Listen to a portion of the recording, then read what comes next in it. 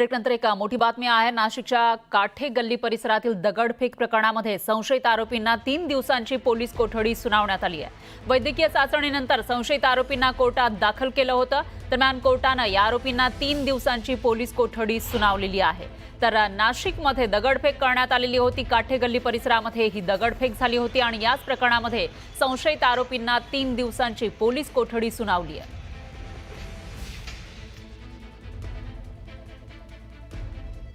पाहूयात पुढची बातमी। बीडच्या पाटोदा तालुक्यातील बेलवाडी शिवारात बैलगाडा शर्यतीचा थरार रंगला। पहिल्या विजेत्याला 51,000चं बक्षीस देण्यात आलं, तर 51,000 पासून 4,000 रुपयांपर्यंत बक्षिसांचं वितरण यावेळी करण्यात आलं। बैलगाडा शर्यतीवरील बंदी उठवल्यानंतर पाटोदा इथं पहिल्यांदाच बैलगाडा शर्यत रंगली होती। तर बैलगाडा शर्यतीचे खास ड्रोन दृश्य न्यूज 18 लोकमतच्या प्रेक्षकांसाठी।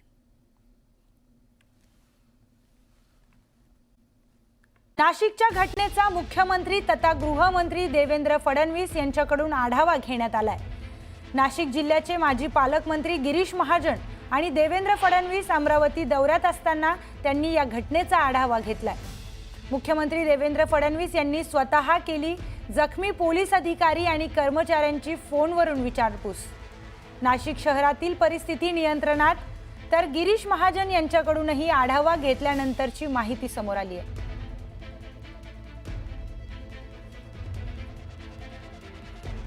नाशिकच्या घटनेचा मुख्यमंत्री तथा गृहमंत्री देवेंद्र फडणवीस यांच्याकडून आढावा घेण्यात आलाय।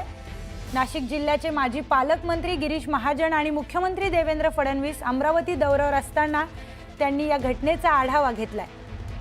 मुख्यमंत्री देवेंद्र फडणवीस यांनी स्वतः जखमींना फोन करून, जे पोलीस कर्मचारी आणि अधिकारी या सगळ्यात जखमी झाले होते त्यांना फोन करून त्यांची विचारपूस केली आहे। नाशिक शहरातील परिस्थिती आता नियंत्रणात आली आहे, असं गिरीश महाजन यांच्याकडून आढावा घेतल्यानंतर ही माहिती देण्यात आली। तर नाशिकमध्ये एका धर्मस्थळाच्या जवळील अनधिकृत जागेचं जे बांधकाम होतं ते हटवण्याची जी अफवा नाशिकमध्ये पसरली आणि त्यानंतर तिथे दगडफेकीची घटना घडलेली आहे रात्री। त्या संदर्भात अधिक माहिती आपण आपले प्रतिनिधी लक्ष्मण गाटोळ यांच्याकडून घेणार आहोत। लक्ष्मण, या संदर्भात काय अधिकची माहिती आहे? मुख्यमंत्र्यांनी देखील आता घटनेचा आढावा घेतलाय।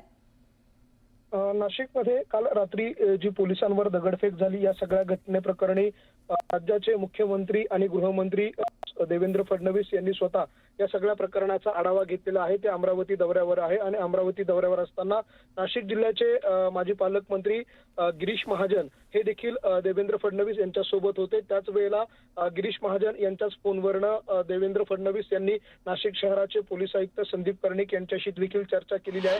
या संपूर्ण घटनेचा आढावा स्वतः मुख्यमंत्री देवेंद्र फडणवीस यांनी घेतल्याची माहिती आहे। इतकंच नाही तर जे अधिकारी कर्मचारी जखमी झालेले आहे त्यांची देखील फोनवरून त्यांनी विचारपूस केलेली आहे आणि या सगळ्या प्रकारानंतर सगळी माहिती घेतल्यानंतर गिरीश महाजन यांनी देखील माहिती दिलेली आहे की नाशिक शहरातली सगळी परिस्थिती जी आहे ती संपूर्णतः नियंत्रणामध्ये आहे आणि आता कुठल्याही प्रकारचा तणाव या परिसरामध्ये नाहीये।